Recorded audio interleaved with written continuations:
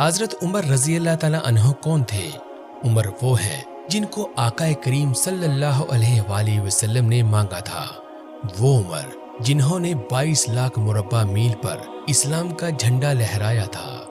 वो उमर जिनके लिए आका करीम सल्लल्लाहु अलैहि वसल्लम ने फरमाया कि अगर मेरे बाद कोई नबी होते तो वो उमर होते। वो उमर जिनको देखकर शैतान रास्ता बदल लेता था। वो उमर जिनकी बहादुरी पर यहूदी ये कहने पर मजबूर हो गए कि अगर उमर 10 बरस और हुकूमत करते तो पूरी दुनिया में आका करीम सल्लल्लाहु अलैहि वसल्लम का हुक्म नाफिज करवा देते।